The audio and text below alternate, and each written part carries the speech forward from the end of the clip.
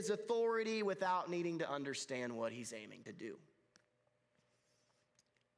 Scholar Craig Keener observes, Mary's faith does not consist in knowing exactly what Jesus will do, but in trusting that whatever he does will be right. She trusts that whatever Jesus does will be right. Her confidence is not based on evidence, but on who she knows him to be. And for us, that's so important. Our confidence in Jesus is not in knowing exactly how he's going to respond to a situation, but it's in knowing and trusting who he is.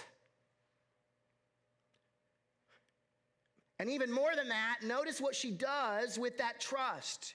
She directs others into obedience. She doesn't try to make herself the solution. She doesn't become the intermediary or interpretive voice. She points beyond herself. Do what he tells you. And church, moms and dads, grandmas and grandpas, spiritual influencers, this is the essence of discipleship. It's not about drawing attention to yourself or needing to be affirmed, but orienting others toward Jesus. It's also, and this is hard for me, it's not about building dependence on us, but pointing towards dependence on him. It's not about encouraging you to look at me and follow me and trust me and listen to me. It's me saying, I don't matter, but trust him. In that sense, Mary's role here becomes inspiring. Not idealized, but instructive. For she models what it looks like to trust Jesus enough to step out of the center and let him be there. That's what it means to love. She steps out, she decreases so that he can increase, so that he can do what only he knows what to do. Now, there were 6 stone jars there for the Jewish rites of purification. We're not going to focus a whole lot on the sign itself, for you know it. But these jars are not incidental props, and I want to point to this. They are theological symbols involved in the purification process. They're used for ceremonial washing, and they're tied to the broader system of ritual purity under the Jewish law. And they all represent a way of relating to God that emphasizes external cleansing, doing the right stuff. Each jar holds 20 to 30 gallons, so that's not small scale, that's massive. There's lots of water in these jars. Jesus tells them, fill the jars with water. And they filled them to the brim, he says. That phrase closes the door on natural explanation. There's no space left for anything else to be added. They were filled to the tippy top. Then Jesus says, now draw some out and take it to the master of the feast. There's no miraculous phrase. There's no incantation. Just take it. They follow. The master of the ceremonies draws from it. He brings the groom over and he says, you dirty dog, you kept the good stuff until now. Normally, we get rid of the good stuff first, and then once people have had more than their fill, then we'll give the not so good stuff. But you held back on us, sandbagging on us.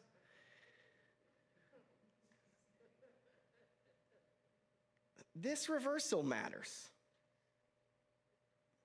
Kostenberger notes, the sign points to the superiority of what Jesus brings in comparison to what came before. Remember, those jars were for the old way of doing things, but what Jesus came to do was better. It was the most excellent. This is why John calls it a sign. Your fourth fill in the blank says, the miracle at Cana was not merely provision, it was a sign revealing who Jesus is. It was a glimpse on that third day of what was coming. Because the deeper issue at Cana is not ultimately the lack of wine or the possibility of public failure or even the dissolution of a marriage on the basis of there not being wine. It is that they lack something fundamental. They're insufficient, they're inadequate. Something essential is missing, and Jesus is the only one who can address it. The full answer of when he addresses it comes later. Remember, I told you there's another time where he calls her this name. It's in John 19, verse 25, when he's on the cross. And he looks at Mary, and he looks at the beloved disciple John, and he says, "Woman, this is your son. Son, this is your mother." He cares for her in a really deep and profound way. At another moment when something feels profoundly wrong, at another moment when there's loss, confusion, and ultimate defeat. But this time, Jesus also provides wine. It's just his own blood. He gives himself. The one who transformed water into wine would pour out his blood in that next moment. What was signaled at Cana is fulfilled at the cross. This glory glimpse in the miracle was fully on display at that day on Calvary. And that reframes everything, church, because here we see that Jesus is not simply the one who meets needs, he's the one who addresses the deepest lack that we have and provides not just relief, but redemption. As we come to the end this morning, it's worth returning to where we began, not just with the miracle, but with the mother of Jesus. Because I think what stands out about Mary, and why I respect and love Mary so much, is not her status, it's not sentiment, it's not even proximity to Jesus. It is the shape of her faith. She sees what's lacking, she brings it to Jesus, she yields to who he is, and then she instructs others to obey him. Because when you step back, there's something deeply fitting about that kind of love today. At its best, that's the heart of maternal love. To be attentive, to notice what other people miss, to carry burdens quietly, and yet to entrust it to Jesus. To care deeply, and yet over time learn how to be open-handed. Your next fill in the blank is for all of us, not just moms. It says maternal love learns to entrust specifically to our Lord. Mary doesn't stop caring about the situation. She doesn't become passive, but she refuses to hold tighter than she trusts. She refuses to hold tighter to the situation than her trust. And in that, she models a kind of strength that is not loud, but is rooted. For moms and grandmas, either in season or out of season, that speaks directly to the specific calling of being that.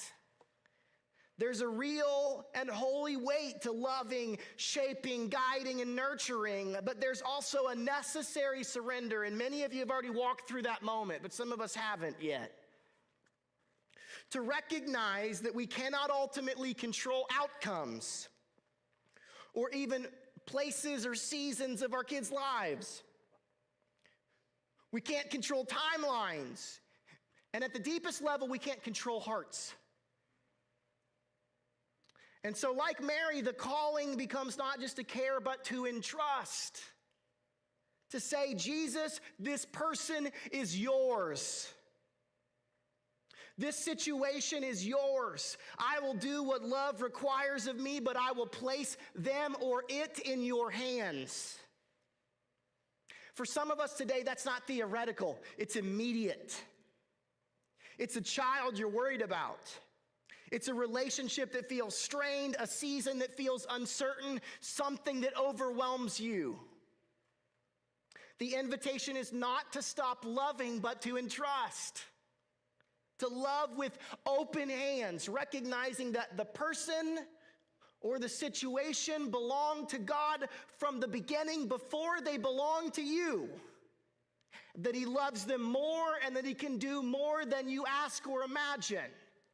That he alone can address the need itself, that he itself can bring not just relief, but redemption. This is not just a word for moms or grandmas either. Because what Mary models is not limited to one role. It's the posture of every disciple and every disciple maker. All of us are invited into this same movement to bring needs to God, to trust who Jesus is even when we don't understand his timing or what he's doing at all, and to obey what he says even when the outcome is not yet obvious. And more than that, for disciple makers, it's to point to others, to step out of the way ourselves and to point to others, do whatever he says. There are places in our lives where something right now is lacking. I don't know what that is in your life, but I know there are places in your life where something is lacking or not ideal. Something feels unfinished, unresolved, or insufficient. And the instinct in all of us is to fix it, to micromanage it, to hold on to it as tightly as we possibly can. But Mary's invitation is fundamentally different. Bring it to him, let him define what happens next, and then in faith, take the next step in front of you. Do whatever he tells you. Church, when we trust Jesus, when we release what we're holding on to and respond in obedience, we find that he's not only sufficient, he's abundant. That he's enough. That he'll transform to the uttermost. But that his timing is his own, it's not ours. So whether today is filled with joy, grief, or some three-dimensional mixture of both, this is the call. Bring it to Jesus. Trust him as Lord. And do whatever he tells you. If you've never responded to the good news of Jesus and his salvation, the invitation is for you to do so this morning. Now, I'll be honest, we were having a baptism that was planned this morning, and the best laid plans, right? So we're gonna do our baptism next week. If you want to respond to the good news of Jesus, we will pray with you, talk with you, but we're gonna baptize you next week. But if that's you, we still don't want you to delay your response. Don't let it sit with you even for a day. Joe texted me later on Sunday. He didn't let it sit. He responded. When we let it go, we tend to not bring it back up. So the invitation is to not tarry, to not delay. For the rest of us, the invitation is to recognize we don't come to Jesus by position, but we bring needs and we trust him. That's our prayer for us. That's our prayer for you this week. I'd love to invite you right now to stand and sing with us as we trust and obey.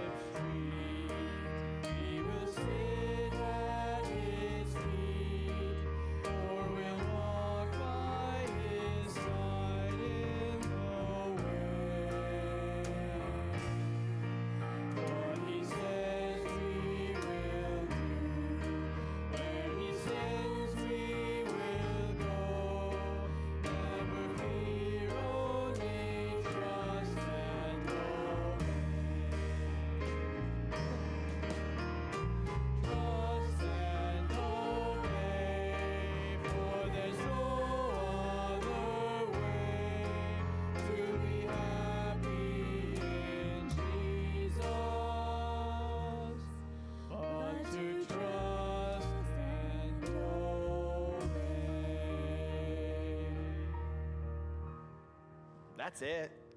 It's not complicated, right? But that doesn't make it easy, especially when our hearts are burdened with needs and with people. Bring your needs to Jesus. Trust in him as Lord and as the doer of right of all things. And do whatever he tells you. Have a happy Mother's Day, all the moms, grandmas, and maternal people in the room. Ladies, you are invited, whether you're a mom or a maternal figure, to take a cupcake on your way out. Men in the room, spoil the women in your life. And all of us, let's learn day by day to trust and obey. Have a great week, my friends.